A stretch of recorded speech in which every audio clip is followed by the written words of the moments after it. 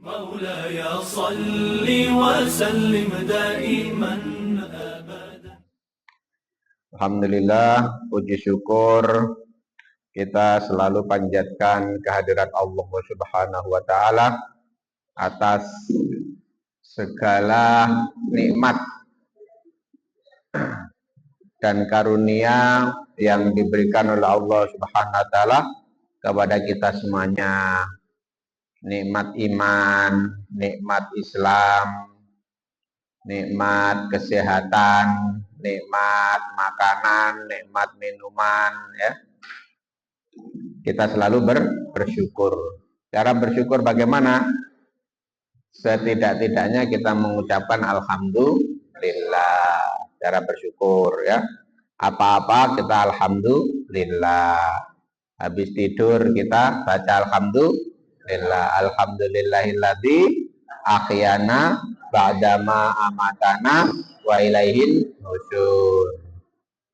Habis makan sarapan kita baca alhamdulillah. Alhamdulillahilladzi at'amana wa saqona wa ja'alana minal muslimin. Habis dari kamar kecil kita baca alhamdulillah. Alhamdulillahilladzi adhaba 'anil adza wa afani. Pokoknya semua yang kita rasakan nikmat dari Allah Subhanahu wa taala itu kita ucapkan alhamdulillah. Itu sebagai bentuk rasa syukur kita kepada Allah. Nah, cara bersyukur yang kedua itu selalu melaksanakan sholat duha. Itu sebagai tanda syukur. Karena persendian kita banyak di tubuh ini kan ada persendian ya. Persendian tangan, persendian jari-jari. Sehingga jari-jari kita kalau nggak ada persendian, jarinya tuh lurus terus gini. Nah, tapi karena ada persendian, jarinya bisa nekuk-nekuk, bisa gini-gini. Tangan juga gitu. Kalau nggak ada persendian, tangan kita itu akan kenceng gini. Nah, cuman karena ada persendian, tangan kita bisa meliuk-liuk gini. Siku kita bisa gini, kaki juga begitu, leher juga begitu, punggung. Nah, punggung coba kalau nggak ada persendian ya, punggung kita lurus terus, pasti nggak enak kan, sakit. Ya, itu semua karena ada apa? Persendian. Banyak jumlahnya, ratusan persendian. Nah itu dalam satu riwayat hadis untuk kita bersyukur terhadap persendian tersebut, maka kita melaksanakan sholat duha. Itu sebagai sedekah kita atas nikmat dari Allah Subhanahu wa taala, yaitu nikmat kesehatan dalam bentuk persendian.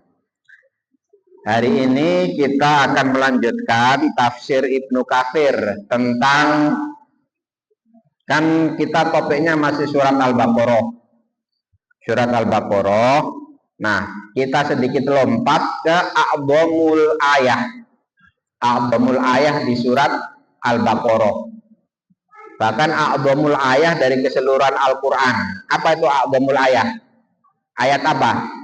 Ayat kursi, yaitu ayat yang paling agung. Ayo kita baca bareng-bareng ayat kursi. A'udzu billahi minasyaitonir rajim.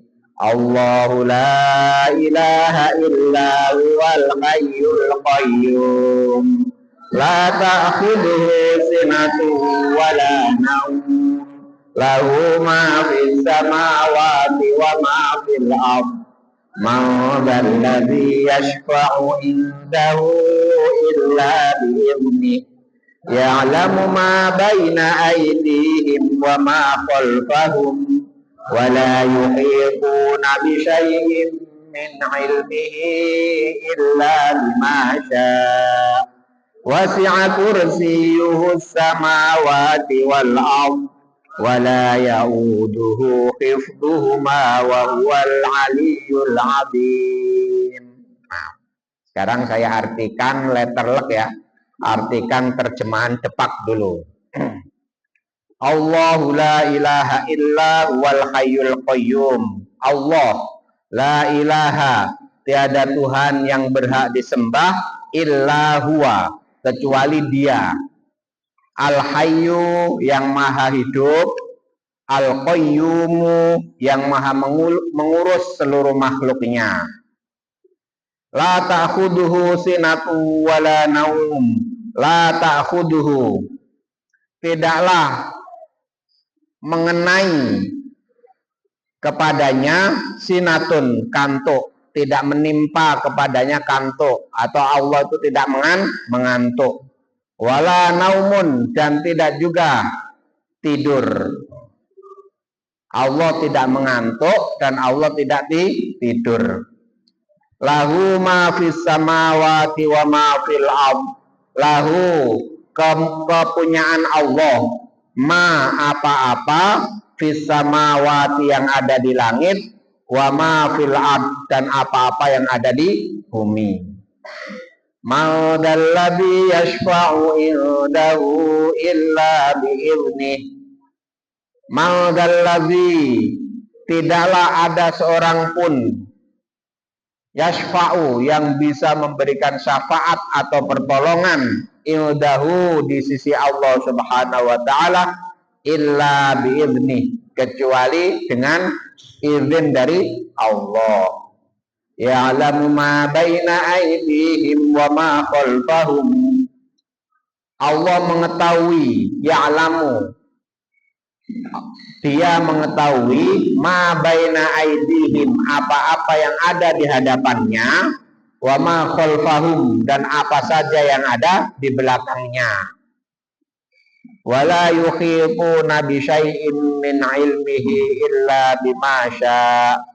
Wala yuhituna, dan tidaklah tahu bi syai'in terhadap sesuatu min ilmihi dari ilmunya Allah Subhanahu wa taala illa bima syaa, kecuali apa-apa yang dikehendaki oleh Allah Subhanahu wa taala.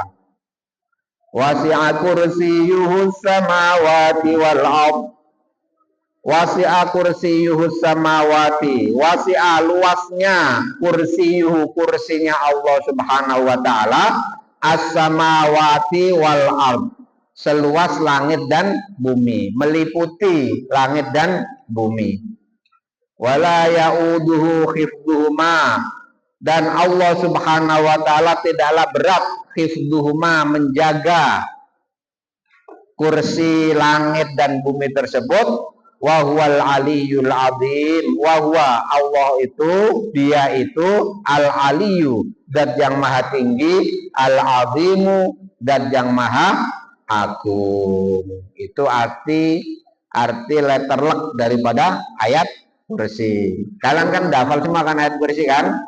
Coba, siapa yang sudah hafal ayat kursi angkat tangan? Angkat tangan yang hafal ayat kursi. Kamu gak hafal? Hafal nggak? Angkat tangan, coba. Aku mau lihat yang hafal ayat kursi, angkat tangan. Yang wanita angkat tangan, yang hafal. Hafal semua ya? Ayo kita ulangi lagi, baca ayat kursi. A'udzu billahi minasy syaithanir rajim. Allahu la ilaha illa huwal hayyul qayyum. La ta'khudhuhu sinatun wa la nawm. Lahu ma fis samawati wa ma fil ardh. Man dzalladzi yashfa'u indahu illa bi'idhnihi.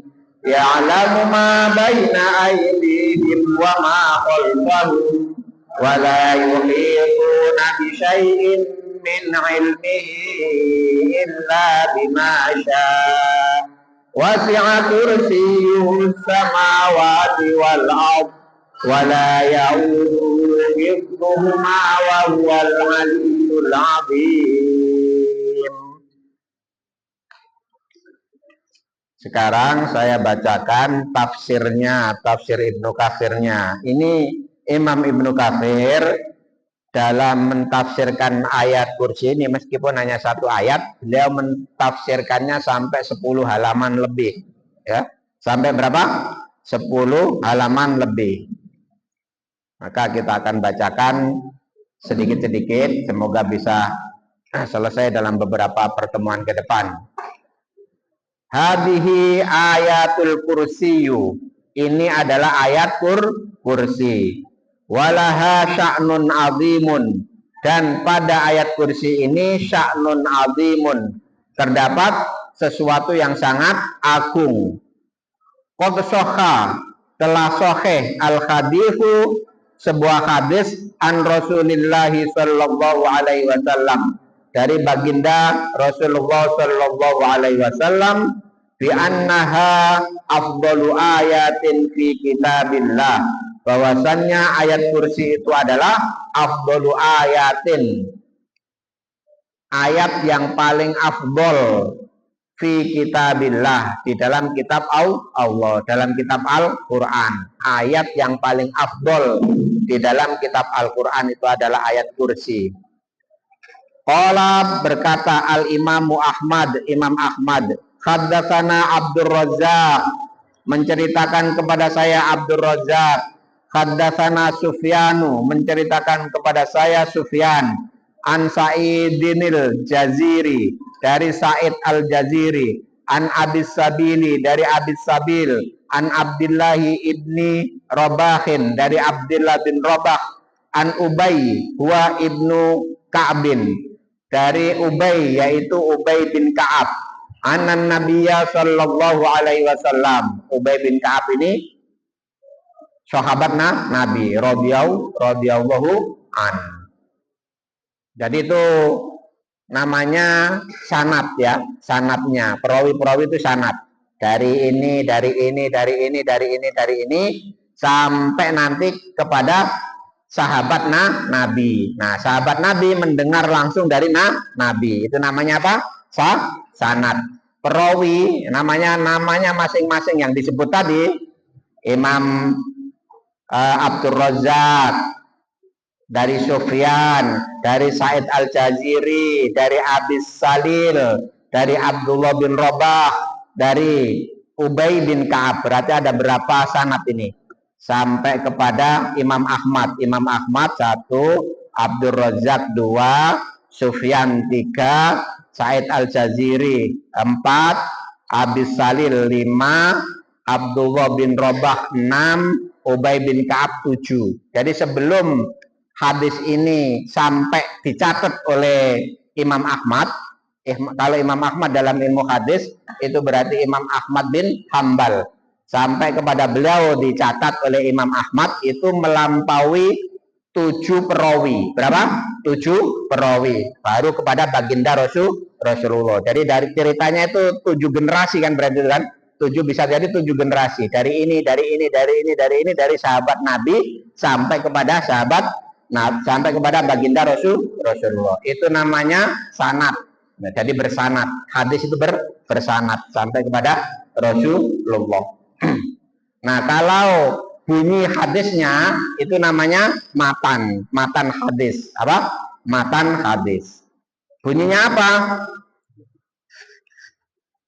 Anan Nabiyya sallallahu alaihi wasallam, sesungguhnya baginda Nabi sallallahu alaihi wasallam, sa'alahu, bertanya kepada Ubay bin Ka'ab, ayu ayatin fi kitabillahi a'zam, wahai Ubay bin Ka'ab, ayat apa di dalam kitab Allah itu yang a'zam, yang paling agung? Qala, maka Ubay bin Ka'ab berkata, menjawab, Allahu wa rasuluhu a'lam, Allah dan Rasulnya yang lebih tahu. Faraddadaha miroron, faraddadaha, kemudian mengulangi pertanyaan tersebut baginda Rasulullah miroron, berkali-kali. Jadi tanya lagi, wahai Ka'ab, ayat apa yang paling agung di dalam Al-Quran? Sahabat Ka'ab selalu menjawab, Allahu wa rasuluhu a'lam, Allah dan Rasulnya yang lebih tahu. Ini sebagai bentuk sopan santun, supaya apa? Setiap sahabat itu memiliki sopan santun di hadapan Rasulullah. Kalau ditanya oleh Rasulullah, jawaban standarnya para sahabat itu menunjukkan sopan santun. Allahu wa rasuluhu a'lam, Allah dan Rasulnya lebih tahu. Baru setelah Rasulullah nanya lagi, Makanya di sini disebutkan faraddadaha miraron. Kemudian mengulangi lagi pertanyaan itu Rasulullah, baru kemudian summa qala Ubay, kemudian Ubay bin Ka'ab berkata ayatul kursi, ayat kursi. Jadi setelah ditanya berkali-kali baru Ubay bin Ka'ab menjawab ayat kursi. Qala, maka baginda Rasulullah Shallallahu Alaihi Wasallam bersabda, liyahnakal ilma abal mundir, selamat atas ilmumu wahai Abul Mundir. Abul Mundir itu nama panggilan dari Ubay bin Ka'ab. Seperti misalnya di sini ada nggak yang anak pertama, angkat tangan. Anak pertama di keluarga, ya kamu. Namamu siapa? Siapa? Vino. Nah, Vino.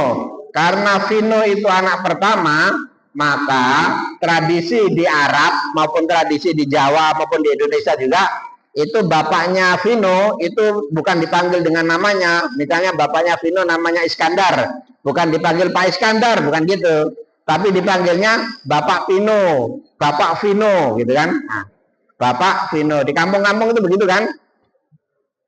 Pak Vino di Pak Vino, nah, gitu kan. Mana bapaknya Vino mana gitu. Maksudnya itu bukan manggil Vinonya, tapi manggil bapaknya Vino. Pak Vino mana Pak Vino? Nah, itu biasa. Nah, ini juga gitu. Liyah nakal ilma abal mundir. Nah, dipanggil oleh Rasulullah itu sebagai Abu Mundir. Abu Mundir karena dia punya anak namanya Al Mundir. Walladzi nafsi biyadihi, demi zat yang jiwaku ada di tangannya, innalaha lisanan wa syafatain, sesungguhnya ayat kursi itu memiliki lisan itu lidah, wa syafatain, dan dua bibir atas bibir bawah gini. Itu ayat kursi memiliki lidah.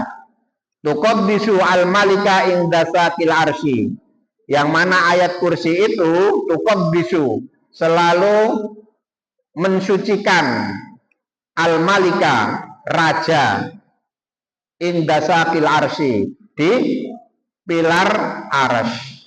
Jadi tuqaddisu itu kalau dalam zikir, jadi ayat kursi itu selalu berzikir mewiridkan pensucian kepada Allah Subhanahu wa taala.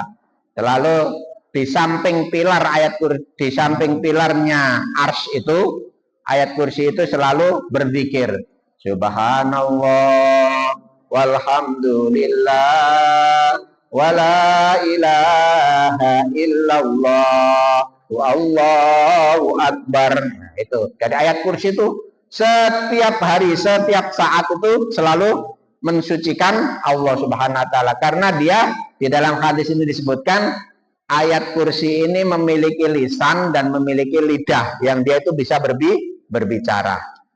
Sehingga ayat ini hari-hari itu tidak membicarakan yang lain, tapi hari-hari itu membicarakan mensucikan Allah Subhanahu wa taala. Apa yang dibicarakan? Subhanallah walhamdulillah wala ilaha illallah Allahu akbar. Ayo bareng-bareng yuk.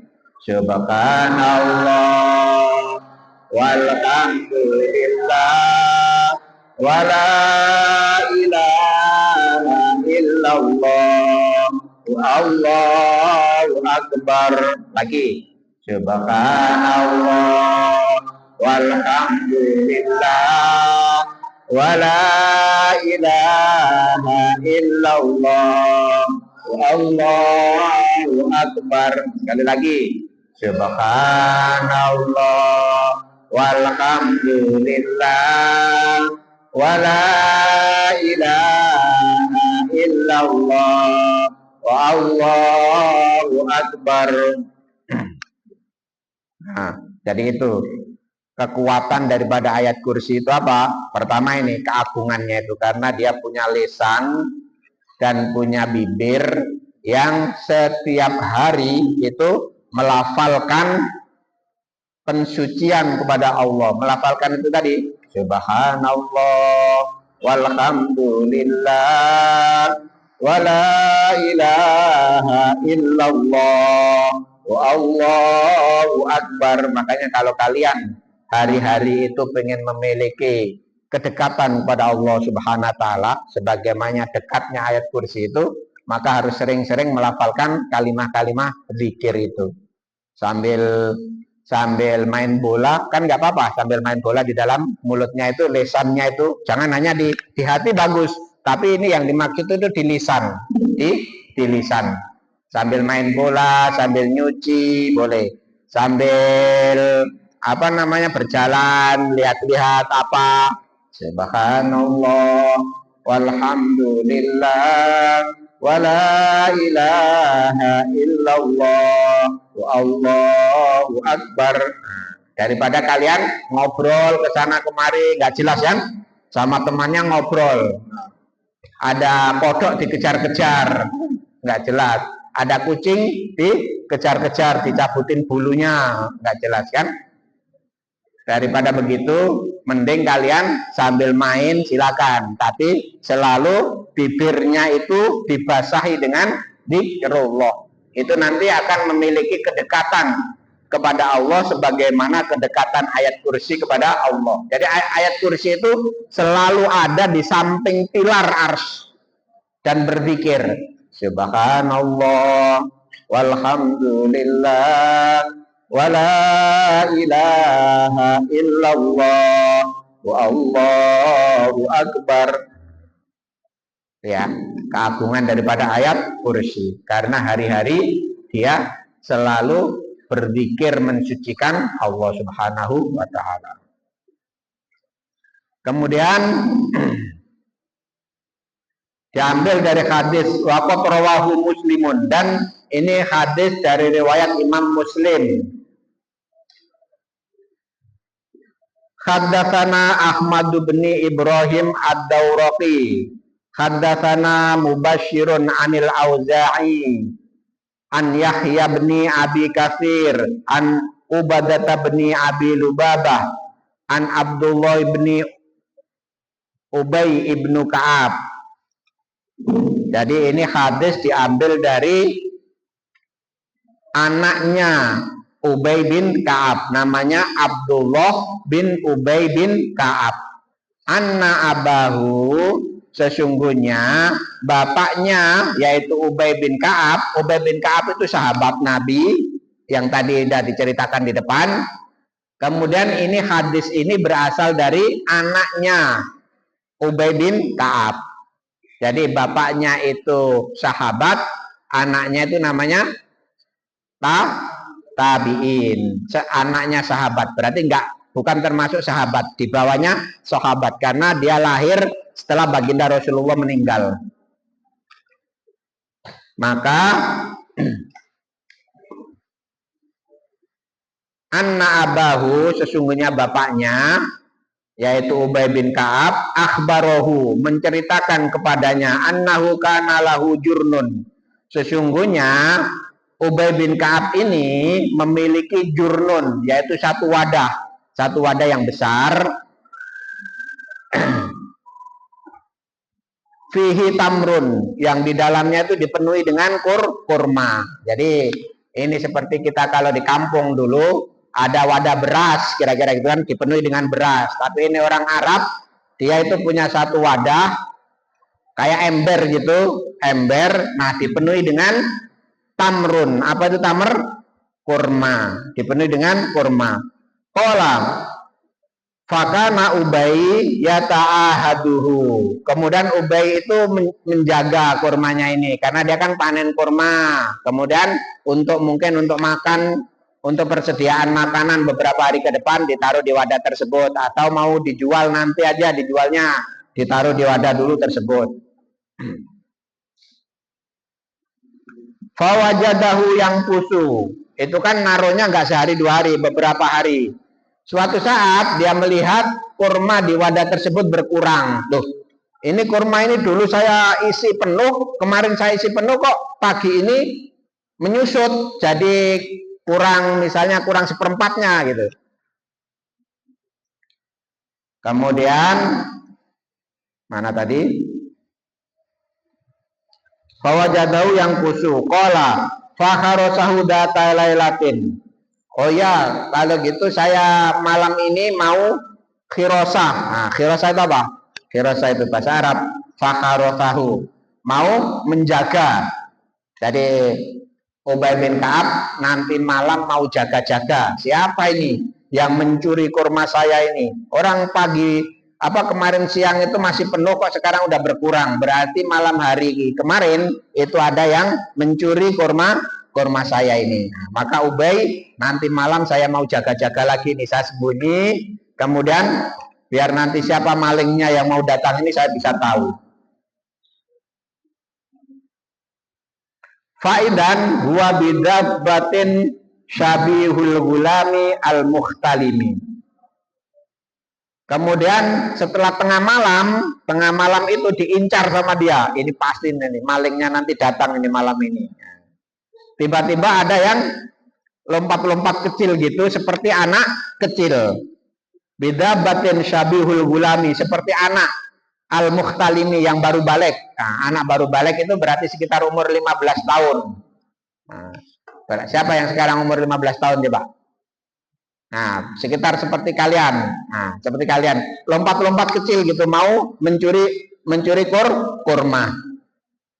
Si Ubay bin Ka'ab diem aja diintip sama dia sembunyi di balik pintu, diintip aja. Ah, ini nih anak kecil ini, remaja ini nih yang kemarin juga ngambilin kurma saya ini, mau saya tangkap ini, gitu kan? Begitu dia mau ngambil kurma,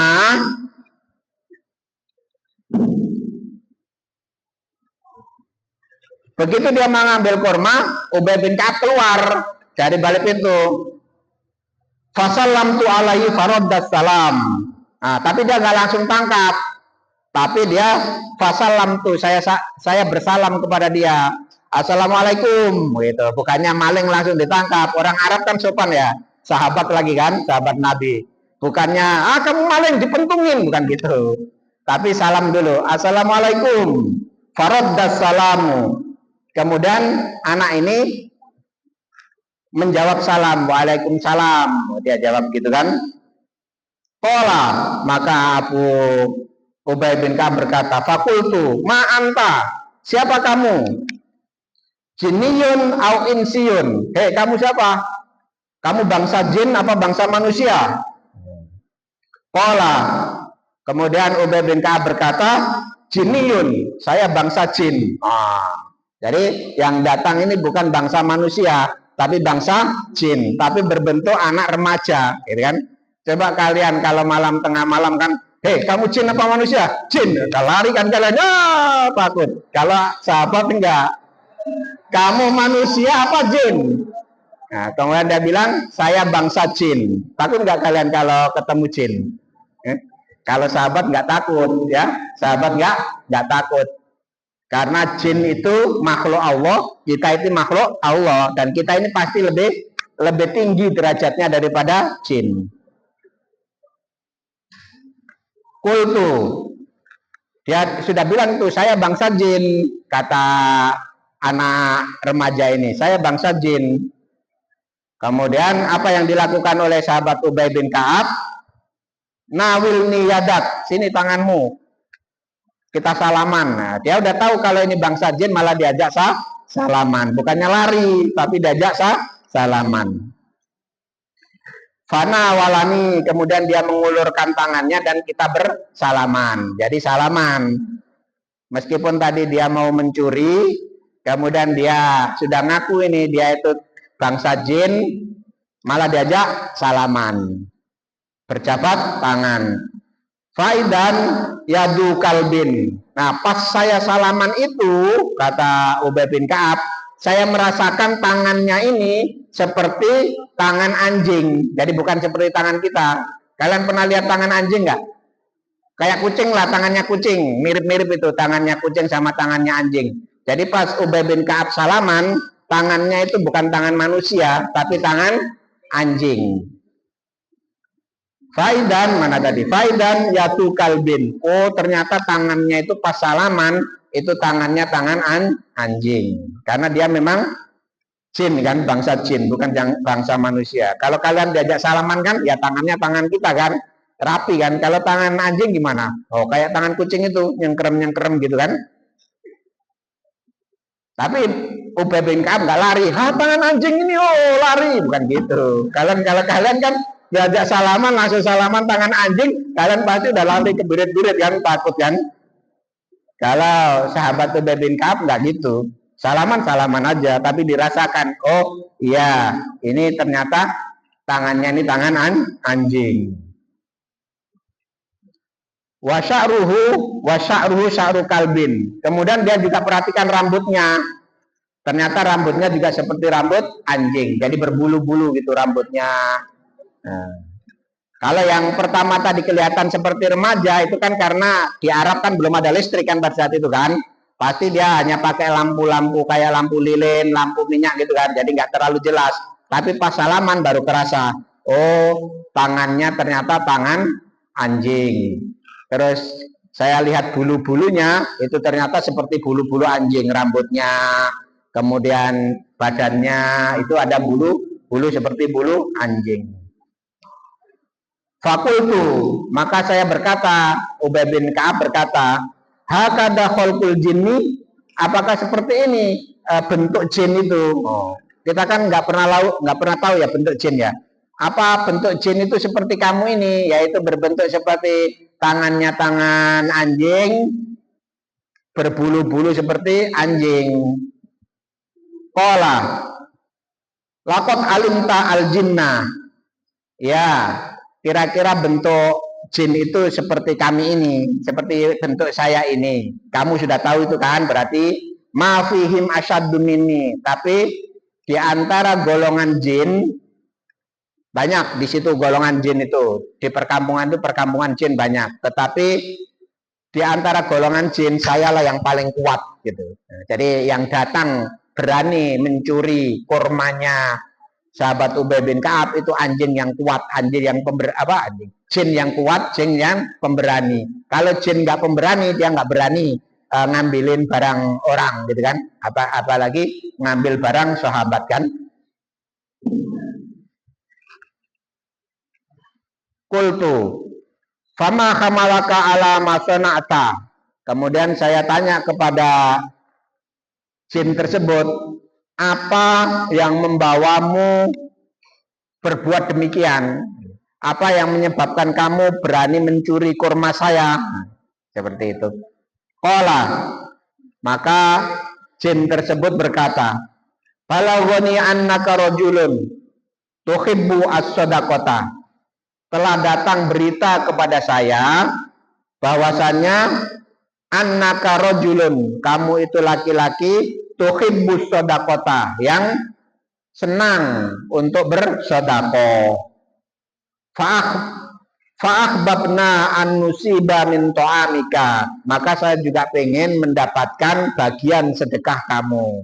Jadi jin ini rupanya mendengar bahwasanya sahabat Ubay bin Ka'ab ini suka sedekah, hari-harinya suka sedekah, ngasih makan fakir miskin, ngasih duit kepada orang-orang yang membutuhkan, ngasih bantuan apa, ngasih ini, jadi suka sedekah. Maka terkenal di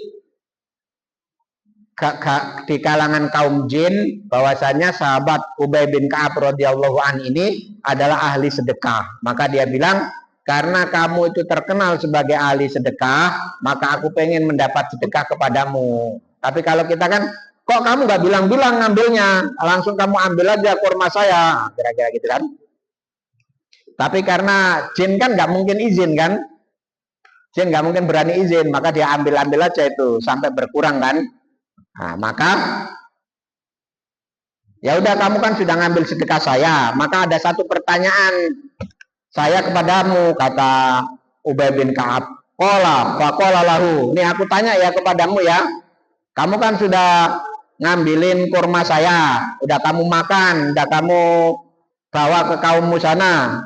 Sekarang saya ada satu pertanyaan kepadamu, tolong dijawab ya. Famal ladzi yujirona minkum. Kamu bangsa jin, aku mau tanya, apa yang bisa melindungi kami bangsa manusia dari kejahatan-kejahatan kaum kamu, kaum jin. Qala, maka jin itu berkata, hadhil ayatu ayatul kursi. Ayat kursi inilah yang bisa menjadi perisai kamu dari gangguan bangsa jin. Summa godan, nah, habis jin itu pergi, disuruh pergi oleh Ubay bin Ka'ab. Kemudian besok paginya Ubay bin Ka'ab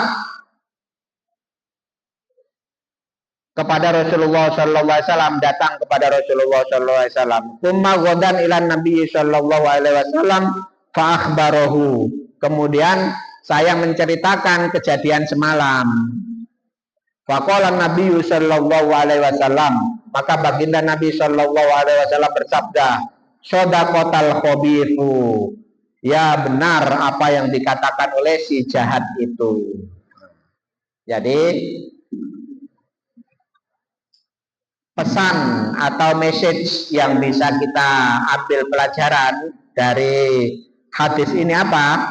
Jadi hadis ini menceritakan bagaimana kekuatan daripada ayat kursi. Bahwasannya pelajaran pertama, ayat kursi itu adalah ayat yang akan memberikan perlindungan kepada kita dari gangguan jin, ya, dari gangguan jin. Jin itu kan satu bangsa. Di dalam jin itu yang jahat itu namanya setan. Jin yang jahat itu namanya apa? Setan. Tapi ada juga jin yang muslim. Meskipun jin muslim kadang-kadang suka usil juga, suka usil. Nah, makanya kadang-kadang suka ganggu juga. Maka untuk kita mendapatkan perlindungan dari Allah Subhanahu wa taala atas gangguan-gangguan dari jin, setan, iblis. Kalau di sini kan namanya banyak. Kalau di Indonesia ini kan ada genderuwo, ada kuntilanak, ada babi ngepet, ada apa lagi? Si gundul, apalagi si jembatan Ancol, apa itu? Nah, dikasih nama banyak. Ada suster ngepet, nah, babi ngepet, apalagi? Ya.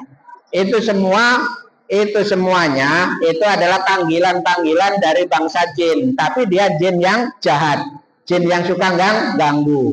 Ada juga jin yang nggak ganggu. Jadi di masjid-masjid begini, di masjid, di musola, di pohon-pohon itu ada jin, tapi dia jin bukan jin yang jahat, jin yang nggak ganggu. Nah, apalagi jin yang muslim, dia suka itikaf di masjid juga. Makanya kalau kita itikaf itu bukan berarti sendirian, ada jin yang suka itikaf. Tapi kita nggak perlu takut karena jin itu tidak jahat.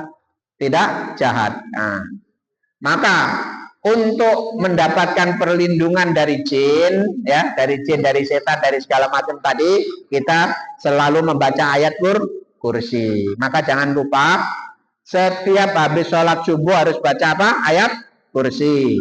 Setiap habis sholat asar harus baca ayat kursi. Itu untuk melindungi kita sehari semalam. Kalau mau punya wiritan malah bagus.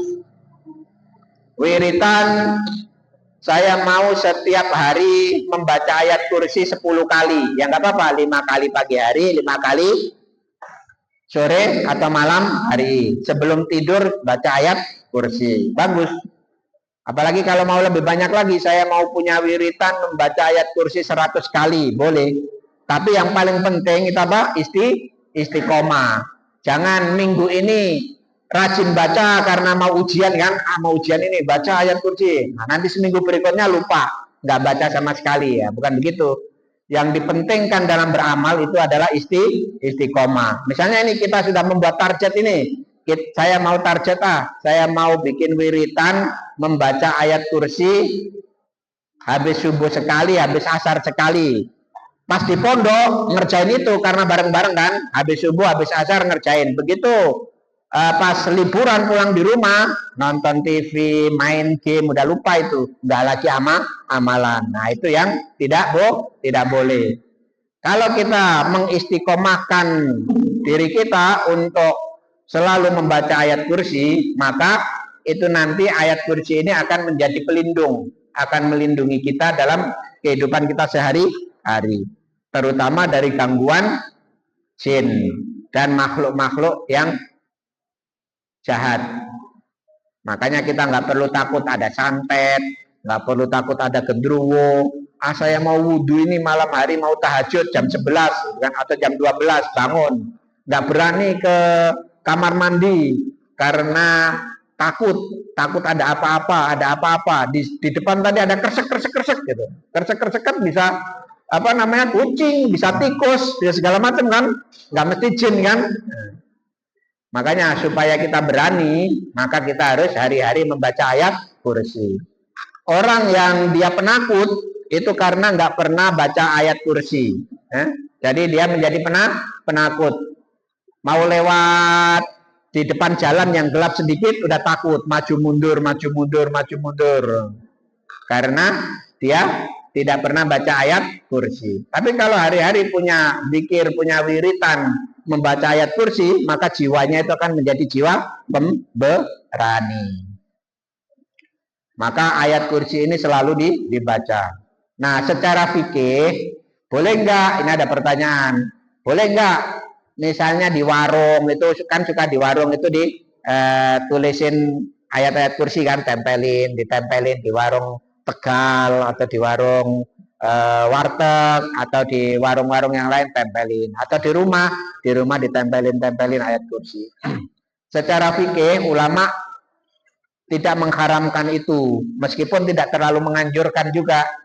Tidak mengharamkan itu. Yang tidak boleh itu kalau kita menempel ayat kursi itu di tempat-tempat yang buruk. Misalnya ayat kursi dibawa ke toilet. Nah, itu kan. Misalnya kan suka ada itu, bawa buku kecil gitu kan, ditaruh di sakunya, lupa dibawa ke toilet, isinya ayat kursi. Itu nggak boleh. Ayat kursi ditaruh di dompet, gitu kan, suka ada itu nggak boleh. Taruh di dompet kan belum tentu kalian kasih saku di depan kan, kadang-kadang ditaruh di saku belakang, di dalamnya ada ayat kursi, ntar kalian injak, kalian dudukin, berarti kamu mendudukin ayat kursi. Jadi ayat kursi maupun tulisan-tulisan Al-Quran yang lain tidak boleh dibawa ke toilet, masuk ke toilet ya, tidak boleh dibawa ke dompet yang nanti akan kita dudukin. Nah, maka harus hati-hati. Tapi kalau kalian pengen memajang ayat kursi di rumahnya, ya nggak apa-apa. Sebagai kayak kita majang kaligrafi ayat kursi gitu, nggak apa-apa. Nggak apa-apa. Tetapi tidak terlalu dianjurkan juga. Tapi kalau untuk hiasan nggak apa-apa. Yang dianjurkan itu membaca ayat kursi. Membaca ayat kursi sebanyak-banyaknya, tidak dibatasin. Mau habis subuh 1 kali boleh, 3 kali boleh, sebaiknya ganjil, karena Allah suka kan ganjil. 5 kali boleh, 7 kali boleh, 11 kali boleh, 21 kali boleh, silakan. 99 kali juga boleh. Pagi hari, nanti siang hari baca lagi, sore hari baca lagi, nggak apa-apa. Sebagai wiritan, yang penting istiqomah. Kalau kalian sudah menetapkan, saya mau setiap pagi membaca 9 kali ayat kursi, sorenya 9 kali ayat kursi, ya dibaca terus tiap hari begitu, istiqomah bertahun-tahun begitu. Nanti Allah Subhanahu wa taala akan berikan syafaatnya, ya, berikan pertolongan.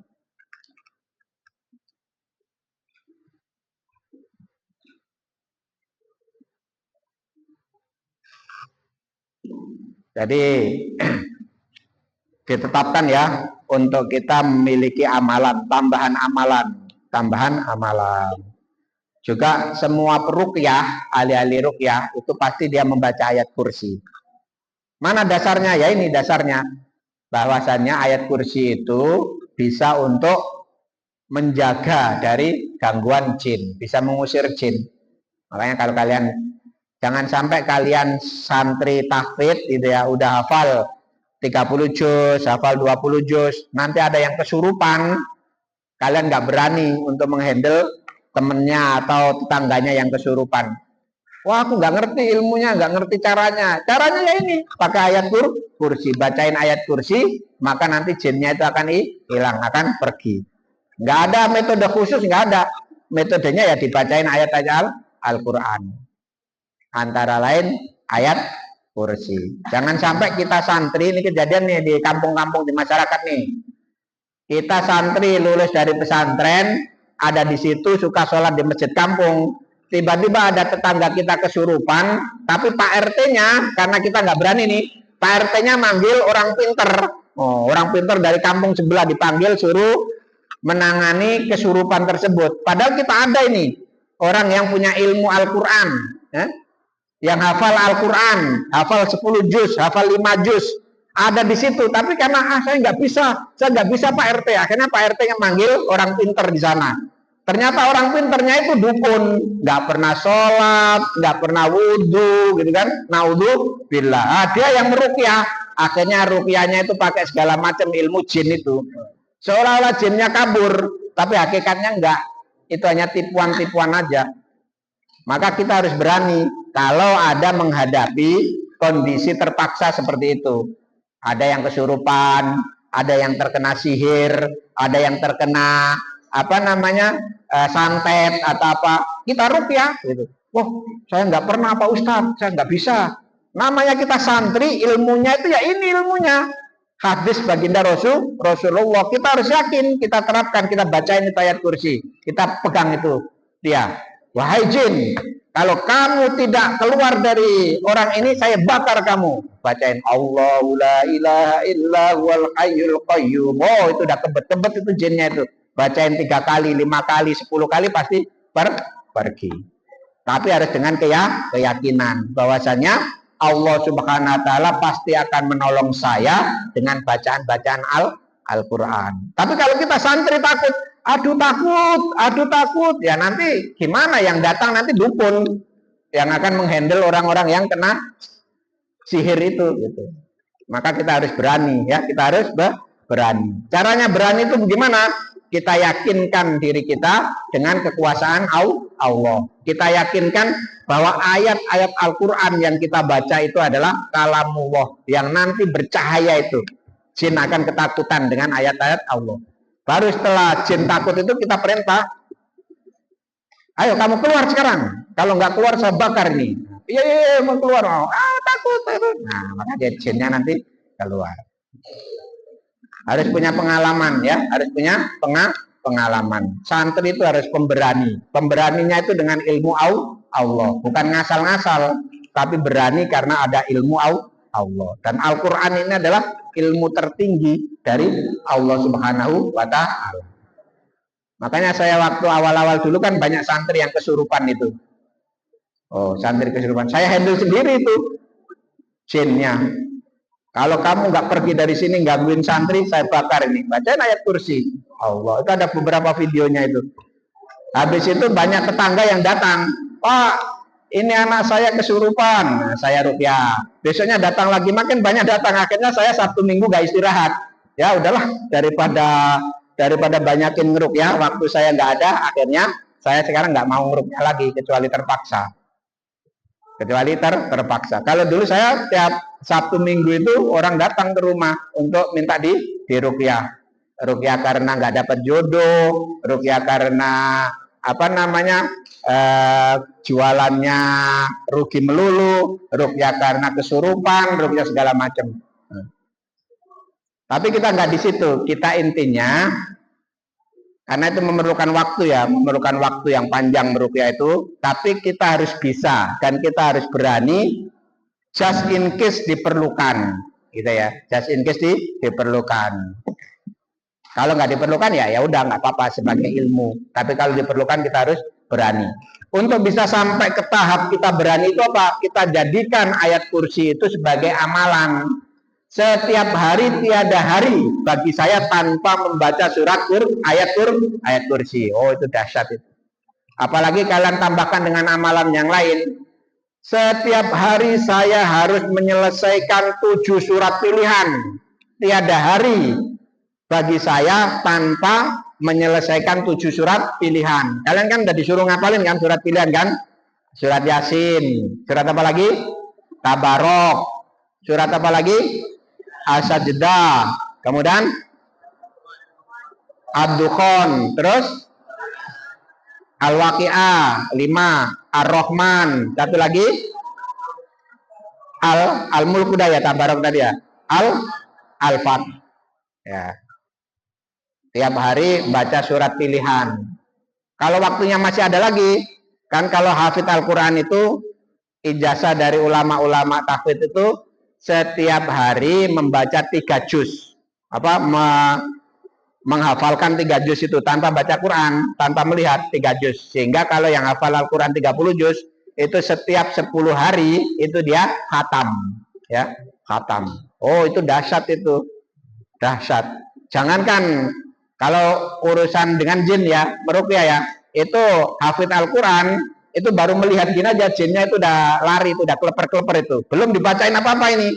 Baru dipegang kakinya, oh takut, panas. Gitu. Karena dia sudah punya amalan. Tapi kalau kita tidur melulu, nggak punya amalan, kita baca ayat kursi karena nggak pernah kita bacain ayat kursi. Begitu kita bacain ayat kursi, dia malah baca ayat kursi. Ikut baca ayat kursi dia, karena kita nggak punya kekuatan, bukan menjadi amalan kita. Makanya untuk memiliki power, untuk memiliki kekuatan itu ayat-ayat ini harus menjadi amalan. Setiap hari dibaca. Baru nanti ketika ada case, kita harus meruqyah atau kita harus ngapain, maka ayat ini tuh sudah punya power, sudah punya kekuatan dari Allah Subhanahu wa taala karena sudah embedded menjadi amalan kita, ya. Oke, udah jam 9 lebih 10. Sekarang kuis. 1,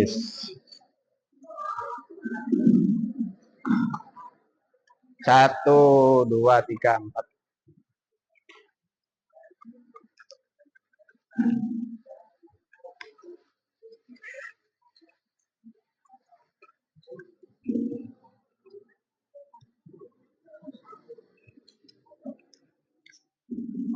Nih 50.000 untuk baris pertama ya, nanti kalian bagi-bagi ya.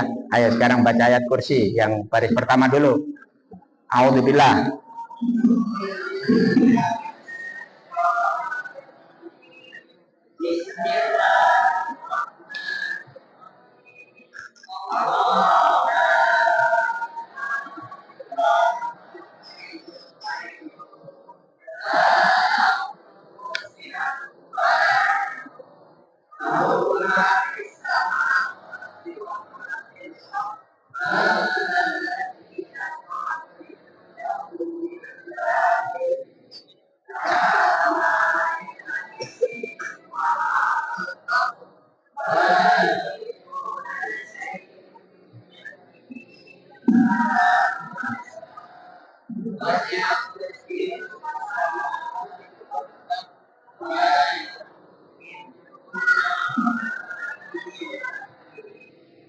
Oke, 50.000 diambil dulu situ kamu. Nanti dibagi satu baris ya. Dibeliin apa? Jajan apa, dimakan bareng-bareng boleh. Sekarang baris yang kedua. Ayo, ayat kursi. A'udzu.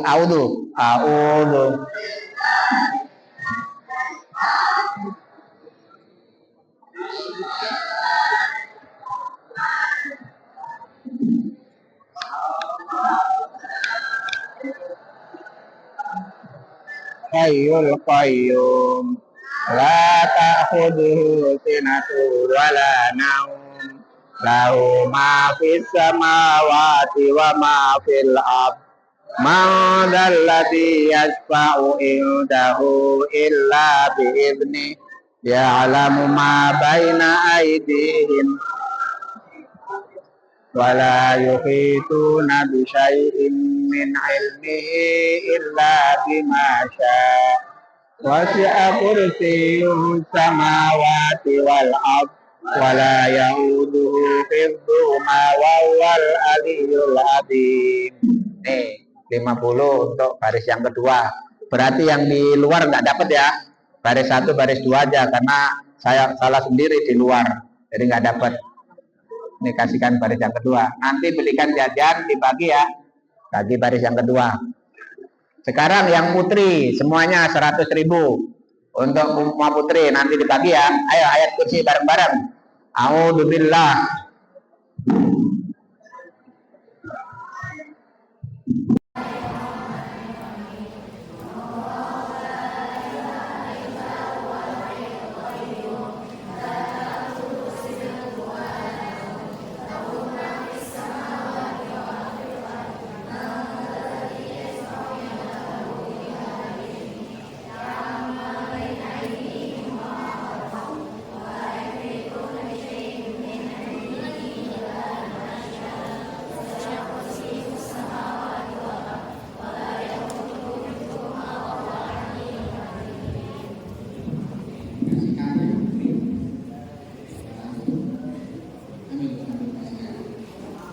Kelas kecil itu sudah masukkan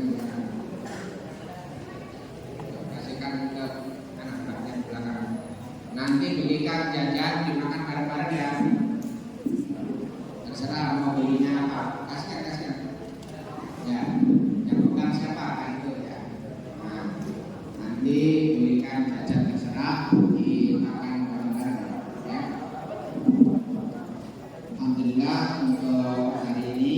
Jadi pesannya hari ini jangan lupa kalian sudah hafal ayat kursi, maka semuanya jadi ya untuk bisa mewiridkan ayat kursi paling sedikit itu 2 kali, 1 kali di pagi hari sama 1 kali di sore atau malam hari, habis subuh sama habis asar atau habis maghrib terserah sesuai dengan kelonggaran waktu kalian.